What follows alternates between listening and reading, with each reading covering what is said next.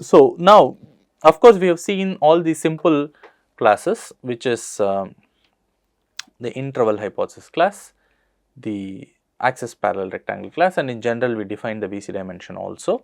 But what one might be really interested in is classes such as the the linear hypothesis class, right. So, which is where we typically learn from, right. So, either in low dimension or using a kernel in high dimension, it's still something linear is what we learn from. So, we can ask what is the VC dimension of the class of linear classifiers, right. So, that's a question, interesting question to ask, and let's talk about that now. So, the next example is the class of linear classifiers.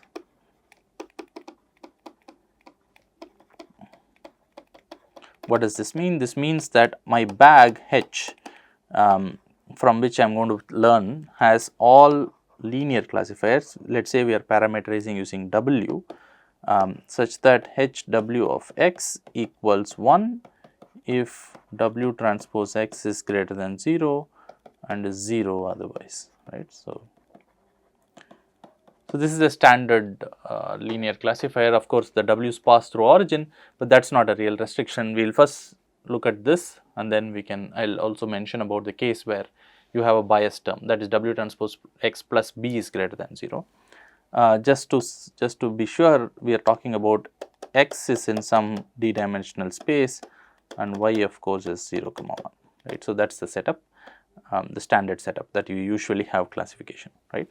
So, now what is the question is, what is the VC dimension of this class? There are multiple ways to argue what the VC dimension of this class is. So, I am going to give you one particular way to do this argument, not necessarily the only one. There are much more interesting, perhaps more rigorous arguments also. So, first thing that I want to argue is I want to argue VC dimension of H, let us give this a name, okay, let us call this H lean for linear. VC dimension of H linear is at least D, greater than or equal to D, right. So, in other words, remember D here is the dimension of the data point, that is the number of features that we have. What I am first claiming is the VC dimension of this hypothesis class is at least greater than or equal to D, which means that for the value of D, till the value of D, you have a winning strategy. Player 1 has a winning strategy, right. So, which means what? So, which means that player 1 can intelligently choose D data points such that no matter how I label these data points, player 1 still can pick some W and demonstrate W transpose x is greater than 0 only for the points I labeled as 1, and for all the other points W transpose x is less than or equal to 0, or we will say greater than or equal to 0, just to make sure. Yeah. Okay. So, how will player 1 choose these D points, right? So, you have to intelligently pick these D points, and here is a strategy. So, player 1 picks, he has to pick x1 to xd. Let us say player 1 picks just the basis vectors. Let us say x1 is 1 all zeros, x2 is 0 1 all zeros, xd is 0 0 1, right. So, let us say this is what player 1 picks, and then there is corresponding y1, okay. So, this is what player 1 picks, and now as player 2, okay. So, player 2 looks at this and then picks some y1, y2, yd, right. So, now remember, if player 1 has a winning strategy, that is what we want to prove, then no matter what y1 to yd is, as long as, I mean, of course, they are 0 1, but no matter what that labeling is, you should, player 1 should still be able to produce a w, right. So, that is the idea. Now, what w can player 1 pick? So, remember pi is all 0 1, and now this is the basis vector, right.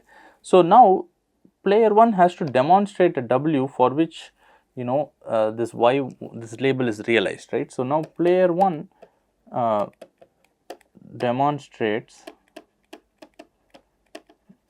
W equals something. Now, let us for the moment say W1, W2 till WD, right. So, some d dimensional vector. So, what should this satisfy? This satisfies sine of W transpose x1 equals y1, and this is what we want, and sine of W transpose xd equals yd. This is something that player 1 should be able to demonstrate. But what is W transpose x1? Because x1 to xd are just basis vectors, this just implies that player 1's goal is to make sure sine of W1 is y1 and sine of WD is yd. Why? Because W transpose x1 is just whatever W is, x1 is just 1 followed by all 0, so it just picks the first component, right. And that is going to be super simple, right. So, to demonstrate a W that has this property is going to be very simple. Some of these are 1s, some of these are zeros. Whenever there is 1, the corresponding W1 I will set it as positive, and whenever there is 0, maybe the corresponding W1 I will set it as minus 1, right. So, which means that a simple example, one example W could be W equals 2y1 minus 1 comma 2y2 minus 1 2yd minus 1, right. Why is this? Because if y1 is 1, y1 equals 1 implies this value is 1, 2 into 1 minus 1, and yi equals 0 implies this value is 2 into 0 minus 1, which is minus 1, right. So, whenever I give you a label of 0, this value for W is the cut component is minus 1, and whenever I give you a label of 1, that component is going to be 1. Remember, you can look at my labels and then choose the W, right. So, and that is what you are essentially doing. You are making W depend on my label itself, and then it's easy to see that this satisfies this, and so this satisfies this, which means that you have given me a set of D points such that no matter how I label, you still have this property, right. So, which means that till round D you have a winning strategy. For round D you have a winning strategy, right. So, which means the VC dimension has to be at least D, greater than or equal to D, right. So, it might be greater than D also, maybe D plus 1 also you have a winning strategy, we do not know at this point, but at least till D you have a winning strategy is what this says. Now, we will next argue that the second thing we will argue is VC dimension of H linear is less than D plus 1. That is, for D plus 1 I have a winning strategy, right. So, if you give me any D plus 1 points, I have a winning strategy, right. So, that is what I need to prove to you. Let us see how we can argue this. Let us say okay. So, we are in D plus 1 world now. So, let us say player 1 picks some data set A which has x1 till xd plus 1. Remember, now no matter how smart the player 1 is, I should still have a winning strategy, which means that I cannot assume anything about x1 to xd plus 1. These are any set of d plus 1 points in RD, right. But what is the property that I know about any set of d plus 1 points in D dimension, right. So, I know that this set A is a linearly dependent set, right. So, it cannot be the case that you can have D plus 1 linearly independent vectors in D dimension. So, which means that no matter how you produce D plus 1 data points, how intelligently you produce, they should have a dependency, linear dependency, right. So, what does linear dependency mean? It means that I can express any one vector as a linear combination of other vectors. Let us say without loss of generality, I pick the last guy D plus first guy and then express that as say that as the linear combination of the first D guys, and then these linear coefficients are some alpha I xi xd plus 1 for some alpha i's in R, right. So that is why it is a linearly dependent set. Now I have seen this. I have seen you have given me x1 to xd plus 1. I have expressed xt plus 1 as a linear combination of the first d points. My goal anyway is to give you y1 to yd, right. So goal of player 2 is to set y1 to yd plus 1 rather, yd plus 1, right. So, and I am going to set it in a particular way, right. So, so set yd plus 1, I will set it as 0. Now, yi I will set it as plus 1 if alpha I, this linear coefficient, is greater than or equal to 0, and I will set it as 0 otherwise,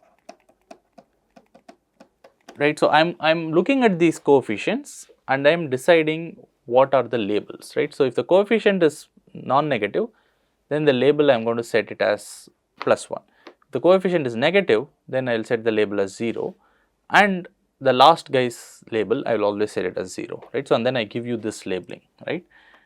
Now, I want to argue that you cannot produce a W that satisfies this labeling, right. So, now let us say you produce a W, say player 1 produces, for the sake of contradiction, let us say player 1 produces a W which realizes this labeling, the above labeling.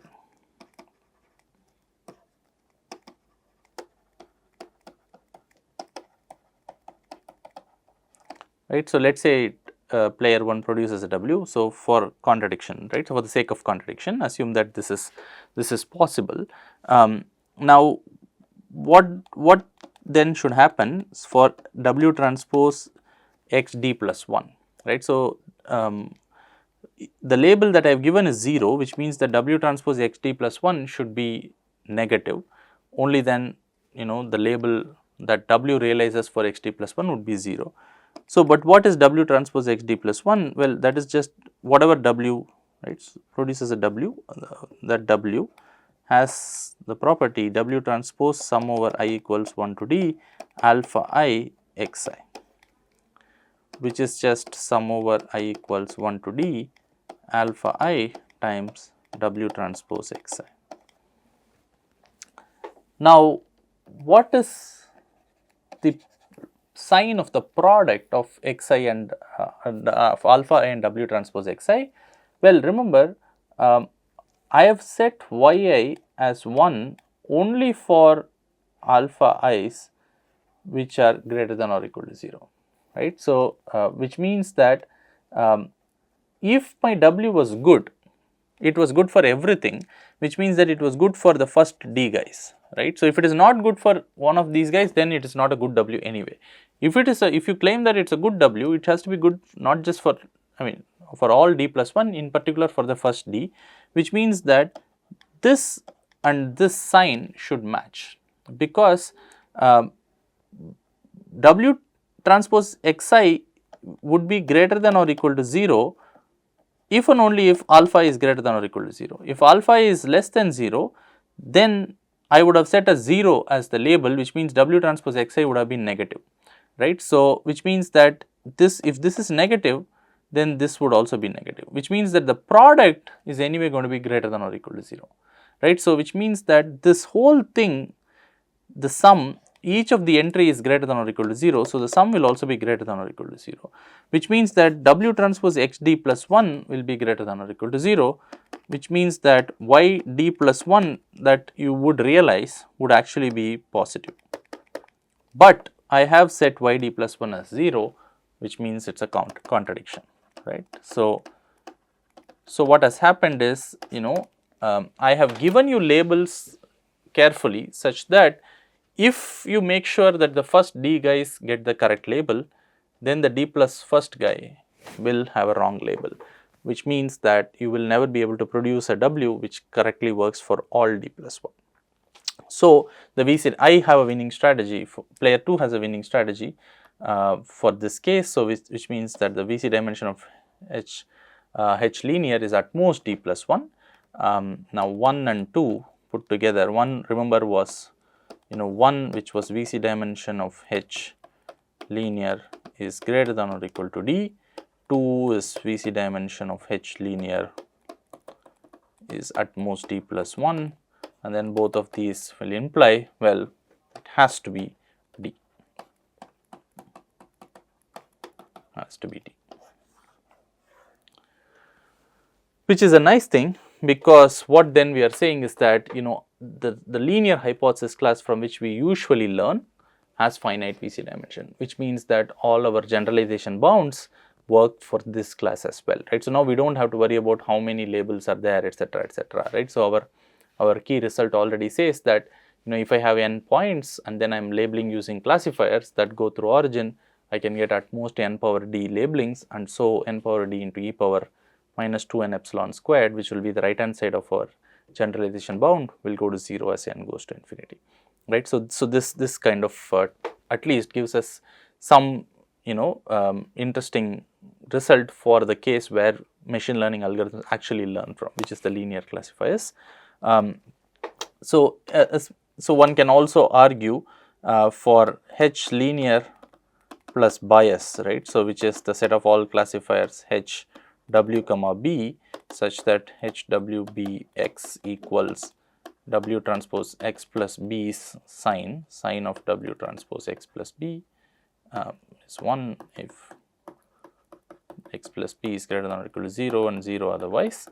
So if you look at this classifier, so it's not too hard to argue that this classifier's VC dimension is any guesses. Well, there is one extra term bias, so this is actually d plus 1. One can argue this is d plus 1. So which is also finite, and that's what matters really.